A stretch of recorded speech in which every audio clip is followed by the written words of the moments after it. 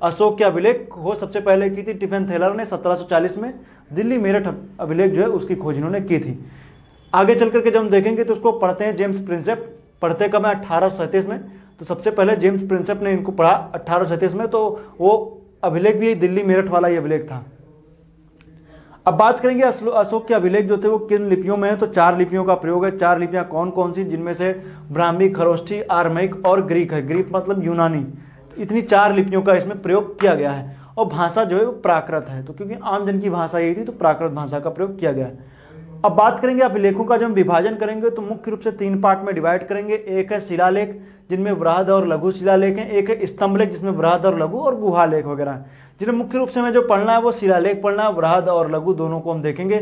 जो इंपॉर्टेंट होंगे उनको देखेंगे। वृहद हमें सभी पढ़ने हैं और लघु के कुछ जो इंपॉर्टेंट होंगे उनको, और स्तंभलेख में जो हम देखेंगे तो जो इंपॉर्टेंट होंगे उनको हम देखेंगे। आइए देखते हैं।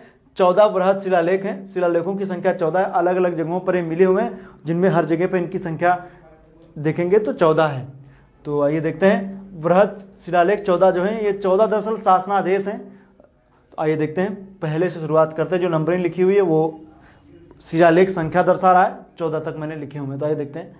पहला शिलालेख अशोक का कैसा है। तो पहला शिलालेख जो अशोक का है उसमें पशु बलि की निंदा की गई है। अर्थात पशु बलि की निंदा की गई है एवं सामाजिक उत्सवों पर रोक लगाई गई। तो यह आखिर सामाजिक उत्सव कौन कौन थे जिन पर रोक लगाई गई है। सामाजिक उत्सव ऐसे जिनमें पशुओं की बलि वगैरह दी जाती हो, मांस का भक्षण किया जाता हो, सुरापान अर्थात कि ऐसा कोई दारू वगैरह पी जाती हो, पशु युद्ध वगैरह कराए जाते हो, ऐसे सामाजिक उत्सवों पर प्रतिबंध लगाएगा। यह है अशोक का पहला शिलालेख।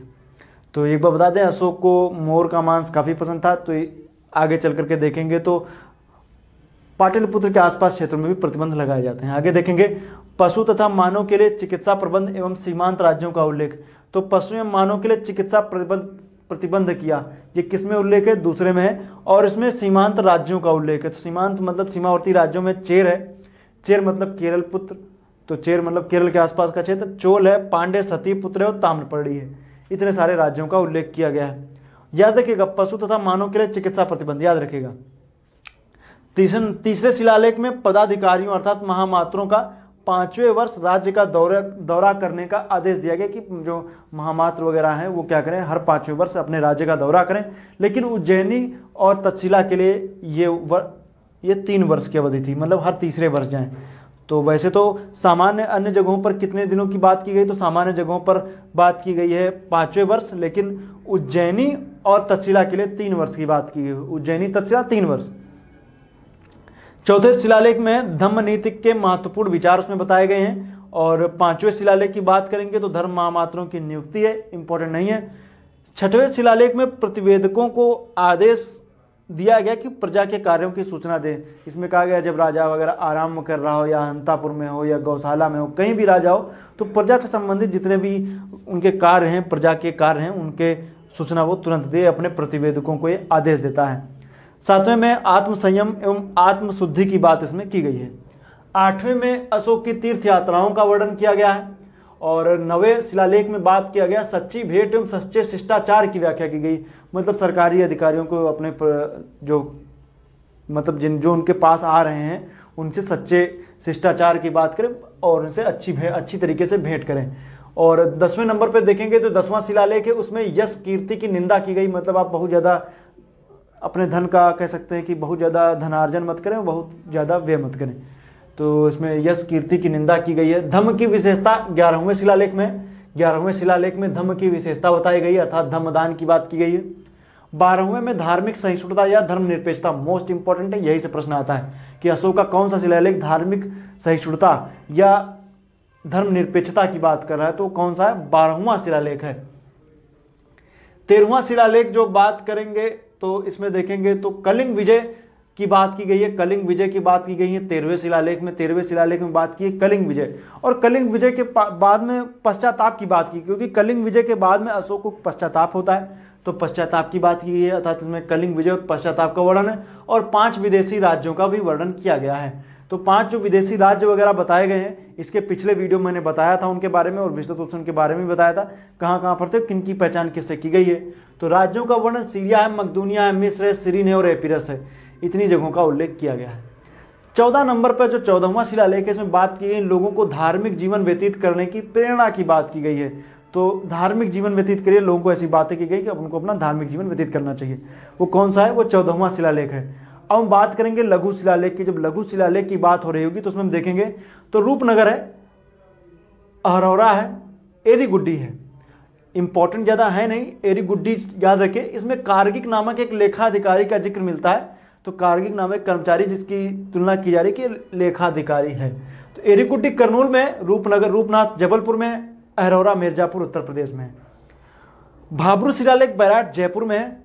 और इसकी बात करेंगे तो ये सबसे लंबा शिलालेख है, ये सबसे लंबा अभिलेख है। ये बीजक की पहाड़ियों में स्थित है। बीजक जयपुर में, आगे चल करके देखेंगे तो इसको ट्रांसफर कर दिया जाता है, बीजक से हटा दिया जाता है। इसमें इस अभिलेख से ही पता चलता है कि अशोक की बौद्ध धर्म में आस्था थी, याद रखिएगा। रूमनदेही अभिलेख है। रूमनदेही में देखेंगे टैक्स वगैरह की छूट वगैरह करता है, तो उसको भी याद रखिएगा। वृहद शिलालेखों की संख्या 7 है, जो इंपॉर्टेंट है उनको बता दे रहे हैं। तो इनमें देखेंगे तो दिल्ली मेरठ स्तंभ लेख है, दिल्ली टोपरा स्तंभ लेख है। दिल्ली मेरठ स्तंभ लेख है, इसको फिरोज शाह तुगलक ने दिल्ली में स्थापित किया। ये मेरठ में था, इसको दिल्ली ट्रांसफर कर दिया। और दिल्ली टोपरा स्तंभ लेख भी जो पहले कहाँ था, हरियाणा में था, इसको भी फिरोज शाह तुगलक जो है वो दिल्ली में स्थापित करता है। कौशाम्बी स्तंभ लेख को अकबर ने इलाहाबाद में स्थानांतरित किया। तो कौशाम्बी स्तंभ लेख को अकबर ने कहाँ किया? इलाहाबाद में स्थानांतरित किया। इसमें रानी का अभिलेख भी कहते हैं। तो कौशाम्बी अभिलेख को रानी का अभिलेख भी कहते हैं। इसमें रानी अशोक की पत्नी के बारे में बताया गया और उनके बारे में जो काफ़ी ज़्यादा इंपॉर्टेंट चीज़ें उसमें बताई गई हैं, तो इनको रानी का अभिलेख भी कहते हैं। चौथे और पांचवें में लौरिया नंदनगढ़ रामपुरवा, ये दोनों बिहार में चंपारण में है। लौरिया रेराज भी वहीं है। अब बात करेंगे स्तंभलेख एवं शीर्ष जानवर की। परीक्षा में प्रश्न इससे पूछ ले जाते हैं। तो रामपुरवा 1 में एकल शेर, रामपुरवा 2 में सांड है, एकल है। लौरिया नंदनगढ़ में एकल शेर, सारनाथ में 4 शेर, सांची में 4 शेर, संकिसा में हाथी, 1 हाथी, और बसाड़ में एकल शेर है। इतने सारे हैं, याद रखिएगा। तो चूंकि इनमें मैंने बात किया है कि जो इंपॉर्टेंट चीज़ें हैं उनको मैंने बताया है आपको, और जो बृहद स्तंभ लेख हैं, और इसमें मैंने बताया ना बृहद में भी स्तंभ लेखों में बृहद और लघु हैं, तो इसमें ये कुछ इसमें जैसे देखेंगे तो लघु शिलालेख भी इसमें हैं। अब बात करेंगे गुहा लेख की। तो बराबर की पहाड़ियों को काट करके देखेंगे। इससे पिछले वीडियो मैंने बताया था कि 4 आजीवक संप्रदाय के लोगों के लिए 4 झोपड़ियां बनवाई थी, उनका मैंने बताया था। तो गुफाएं वगैरह जो बनवाई थी उनका जिक्र मैंने किया था, सुदामा, विश्व, झोपड़ी, चौपाल। तो पिछली वीडियो मैंने जिक्र किया था, आप लोग उनको देखिए उस वीडियो को, तो उसमें आपको चीज़ें मिल जाएंगी। तो शिलालेख से रिलेटेड जितनी महत्वपूर्ण जानकारियाँ थी सभी मैंने आपको बता दिया, जिनमें से 13-14 बहुत ही 12 और 13 बहुत इंपॉर्टेंट है। कलिंग विजय और धार्मिक सहिष्णुता या धर्मनिरपेक्षता की बात की गई है, उसको याद रखिएगा। कभी कभी इनसे पूछ लिया जाता है, दिया जाएगा कि मिलाइए कौन कौन से जानवर ऊपर उत्कीर्ण है, तो उनके बारे में जिक्र मिलेगा, तो आप लोग उनको कीजिएगा। तो उम्मीद करता हूँ वीडियो अच्छा लगा है। नेक्स्ट वीडियो में जब मिलेंगे तो हम नेक्स्ट वीडियो में जब हम बात करेंगे, जो मेरा नेक्स्ट वीडियो होगा उसमें बात करेंगे मौर्यकालीन प्रशासन के बारे में। तो मिलेंगे नेक्स्ट वीडियो में, तब तक के लिए आपका बहुत बहुत धन्यवाद।